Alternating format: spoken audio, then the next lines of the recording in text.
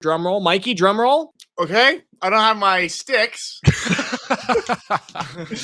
2024 inspirational athletes. Scott, you want to start us off? Coming in at number 3 on my inspirational list of 2024 athletes, or people just who happen to be in the sports realm, right, is Joe Mazzulla, head coach of the Boston Celtics. I know we've been dunking on NBA and the ratings plummeting, but I find Joe Mazzulla to have been one of the most inspirational dudes in the sports world of 2024, strictly because of his perspective and the way in which he leads a group of young men, while also being a young man himself, a family man. This guy has gotten dudes like Jaylen Brown and Jason Tatum to do stuff that is beyond them, right? And also in pursuit of something beyond them and something that's far greater, which is the team element of things. And also outside of that, he's no stranger to professing his faith to the public and seeing that from a leader of young men, because I think that's so few and far between these days. We need to get back to that, having a head coach who's not just all about the wins and losses, but about helping develop and with a perspective on life, not just about, again, the wins and losses of the sport. So Joe Mazzulla right here, him embracing his faith, bringing that into his perspective, into his coaching style and mantras is second to none. And I gotta tip my cap to him here in 2024 for winning the NBA title, and hopefully they see success here in 2025. God, I didn't rank my guys. Mine are in no particular order. Yeah, no. I guess it's not a ranking. I'm just like, I'm looking at my list and I'm like, okay, who fits better, what, when, where, how. Okay, here we go. All right, you guys ready for mine? All right.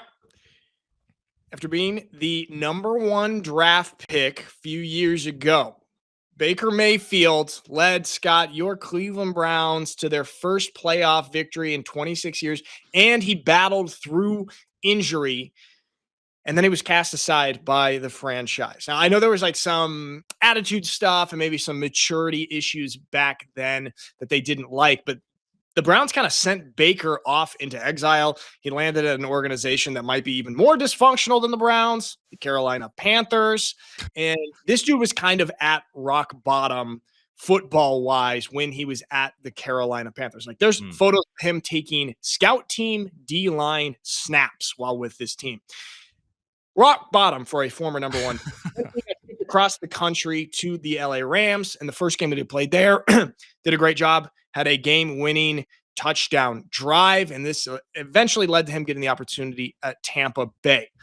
He's now played for 4 teams in 3 years. But at Tampa Bay, he seems to have really found his footing, and he's earned the big contract, and he's playing the best ball of his career. The reason that I have him as an inspiring athlete is because he said publicly multiple times that his wife, Emily, got him through these difficult and dark times in the NFL and helped him get to where he is now.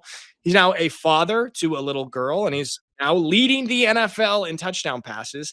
I think that Baker's story is super inspiring because it's such a testament to the power of a good marriage, and also the power that a man can develop from becoming a father. He's like clearly entered into a whole different chapter of his life, not only on the football field, but also off the field, the way that he conducts himself, the way that he interacts at the podium.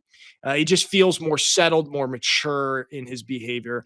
From the outside looking in, it kind of just feels like he's relied on a good marriage, been able to lean on a good marriage, and then taking the responsibility of fatherhood. These things have elevated him in so many ways. And it's also just shows how the family unit is really the backbone of society, and that a healthy families can lead to great performance and productivity outside in the world. And so that's why Baker Mayfield's story is very inspiring to me, and he is on my inspirational athlete list. What do you think of that?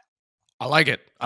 Sounds like a recently engaged man. I like your outlook, how it's changing on relationships and future marriage. So it's love to hear it, dude. That's my propaganda is what I'm hearing. That's Mike. Seems like you're pushing an agenda, Nick. I will say something about the dad strength. That is real. I played against a lot of guys in college who had kids, Hold on, baby mamas, and boy, were they scary to go against. Here's the scariest guy to go against in football: a guy who just became a father and who doesn't know his father, which is who I was competing against on a daily basis. That's sort of a different situation than Baker's, but that is also very scary to go against. Okay, Scott, who you got next? All right, second on my list, a little different from what we're usually talking about, but it is Sydney McLaughlin coming out of the 2024 Summer Olympics out in Paris, which had a lot of stuff going on outside of just athletic competition. We all know that. I think she comported herself and also performed to a level that was undeniably inspirational, right? So every time she got behind the mic, she seems like such a well-spoken woman, has her sights and her pursuits directed towards something that is far greater than just athletic competition. She's been blessed with these gifts, which she's trying to maximize them, which is ultimately what the Olympics is all about, right? Pushing the human body to greater heights and trying to find that perfection. And it's all about the pursuit of that perfection, right? And continuing to pursue that. And her outlook on life happens to be her faith, God, so on and so forth. But she puts a lot of her energy in honoring the one who has given her all these gifts and athletic abilities. And she truly embodies what the original motto of the Olympics was, Citius, Altius, Fortius, which is faster, higher, stronger. Not a huge fan of the adjustment made in 2021 during Japan, which added another word to it, together. But it's about the individual, and it's about the celebration of us watching people strive for that height. And she's done it, breaking away in the finals, ultimately setting a world record, which hilariously enough is her breaking her own record. So Sydney McLaughlin is my number 2. I love the idea of competing against yourself. That's like basically what she's doing. She's in such a category of her own that the other competitors can't even compete with her, that she has to compete with herself. And I think that's something that we can all strive to do. They say, what's that quote? Is like, I am not trying to be better than my fellow man. I'm trying to be better than my previous self. Yeah. And I think Sydney McLaughlin embodies that really well. You see these athletes like this who are so involved in their faith. These are the ones that always stay at the top the longest because they humble themselves to something. You see these guys who get big egos, look at Cam Newton. Okay. Big egos. Okay. They can't humble themselves to anything. If you can't humble yourself to a higher power, you can't humble yourself to the work. Okay. And it translates and trickles down and then you're out. Yeah. What do you think about that? Great points. And then you start dressing like a 1400s or 1200s court jester as well. Because obviously, exactly, godless behavior. Okay. Pretty good. There we go. Nice. All right. Another person that I want to highlight on my list, I'm a little bit biased because we know him personally.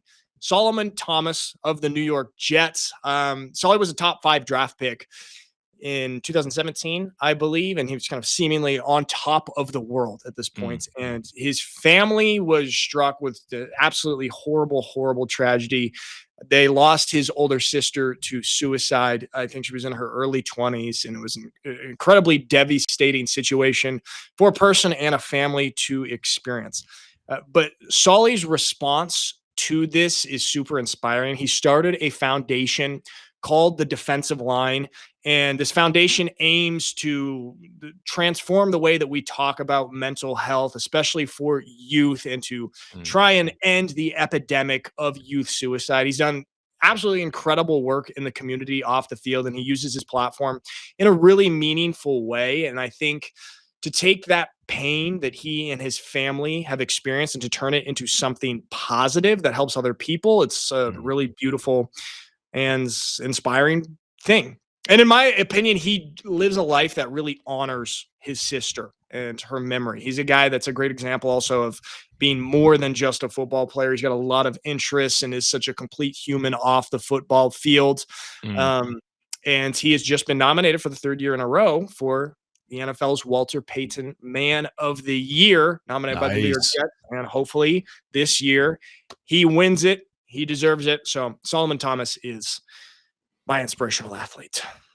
Dude, I love it. I love it. Nice selection. And I hope he wins it. Because I agree with you. That story is it's a powerful one, and the way he's comporting himself after going through such a family tragedy is commendable, to say the least. So, all right. And at the top of my list here is no stranger to our conversations here, but it's got to be Sam Darnold of the Minnesota Vikings. Quarterback came in as QB2 on a roster, had been a journeyman after being selected 3rd overall in the 2018 draft, had high expectations, went to a garbage organization at the Jets, ultimately didn't pan out, wasn't developed, didn't find the right opportunities while there, was seeing ghosts, as was infamously leaked by NFL Films. Seeing ghosts. I don't know why they blew him up like that, but they did. and has since been a bit of a journeyman, like I said. So he went to the Carolina Panthers and the 49ers, but he seemingly found a home in Minnesota. And I think a lot of that has to do with the organization that's around him, the head coach that is there right now, having also been a somewhat of a journeyman in the NFL, a journeyman quarterback, mind you, in the NFL in his career.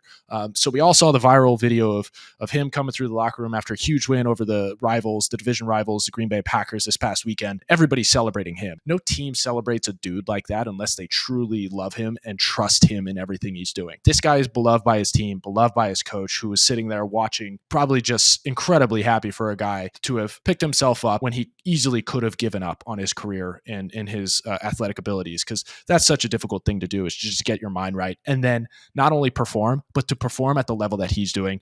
I think it's second to none. This guy, he should be in the conversation of MVP. I can't believe he's not. I know we'll touch on that a little later, but Sam Darnold takes the cake for me here and most inspirational in 2024. Dude, he absolutely should be in the MVP conversation. Yeah. I like that a lot. That's a super inspiring story because they talk about a comeback. That's just kind of your textbook, storybook, whatever kind of book. I went to film school, dude. Okay, I know. You don't read any books. Audiobook. Comeback. Sam Darnold. And we'll talk about him more actually a little bit later in the show. I got my last one, most inspirational. Not most, just he's one of the inspirational. Still on my inspirational list. The greatest of all time, and do not argue with me on it. Michael Jordan. Why am I picking a 61-year-old guy to be in my most inspirational athletes of 2024? Well, you never stop being an athlete when you're an athlete, okay? So he's still in the conversation. Michael Jordan just opened up a health clinic in his hometown of Wilmington, North Carolina, with a $10 million donation. And this is actually the third one that he's opened up. And it's so weird because we never really hear any media coverage about the good stuff that Michael Jordan does. Like we hear all the time about LeBron James's endeavors, like his promise school and all the stuff he's doing off the court. But I had to scour the internet to find even a clip of the opening of this medical clinic. And it was actually really, really beautiful to watch the speech that he gave there. If you haven't seen it, I would recommend it. It's just super refreshing to see an old school athlete like Michael Jordan move the way he does. He's always made a point to not be divisive, dating back to like his early days in the NBA. Yeah. And I think that he has recognized the sports can transcend politics in a way that not a lot of modern athletes seem to be able to understand. It's also cool to see him taking action in his community. You know, like he made a personal donation here. And if the government were to try and make this happen, it probably cost $1 billion and only get halfway finished. And then they pat themselves in the back. So it's really cool to see a private citizen step up and contribute back to his community. He is can dream. And so Michael Jordan is in my most inspirational athletes of 2024. Going back to, I mean, we're talking about new age athletes all the time. And I completely agree with you. The way that Michael Jordan approached it was textbook. And I think we need to kind of get back to a little bit of that. I mean, we're talking about guys building up their own brands. Talk about a guy who built up the brand and the brand that like others are attaching to at this point in time. So it's like, this is incredibly inspirational, not to overuse the word, but one of the cooler things I've seen from an athlete, former athlete as well, in 2024. So great pick. Yeah. So MJ, still the GOAT. And if you want, if anybody wants to do the debate with me, LeBron or Michael Jordan, I'm right here. Okay. I'm right here and I will debate we might get into that a little bit later, but dude, I got to give a bonus, a little, call it my fourth person of 2024. And this will probably help us segue into what we should be diving into in this college conversation. But my bonus person of 2024, being a homer here, but as head coach of the Notre Dame football Irish, Marcus Freeman. On the field, off the field, the way he comports himself, the way he addresses the media, the way he addresses the difficulties of a season. You know, we point to the loss this year at home against the directional Illinois school, and the way in which he's gotten the team back on track and performed since then has been incredibly commendable. And clearly, he has a finger on the pulse as to how to lead young men. Again, I point to Joe Mazzulla being a young man himself. Marcus Freeman isn't isn't all that old either. So he's able to help develop these young men, not only on the football field and getting W's, but it's clear he's also helping them in the direction of life and developing them to view the world outside of just sports, but to approach it with that same sort of vigor, that same sort of energy and pursuit of perfection, all the while giving glory to something that's far greater. At a university like Notre Dame, I find it incredibly beautiful that he was able to reinstate what had been a long-standing tradition of pregame mass for the Notre Dame Fighting Irish football team. It's crazy that was ever nixed under Brian Kelly, but I've also stated many times that I don't think Brian Kelly was the best fit for Notre Dame football at large. So I was happy to see him go to a certain extent, all the while he had great success on the football field. Marcus Freeman is the right guy for this job. That respect toward tradition has clearly paid off on the field for the Fighting Irish, and got to give him his flowers moving forward. There is a 1-to-1 correlation if your team goes to mass before the game to success on the football field. Let's all remember that, okay? Mike, did you guys go? Did you go to pregame mass or chapel before your games in college? No, that's why we were 2-11 my first year. Jonathan Smith, actually, we implemented before games. We'd have there'd be a group in the locker room that would do a prayer, but it was like optional thing to do. Yeah.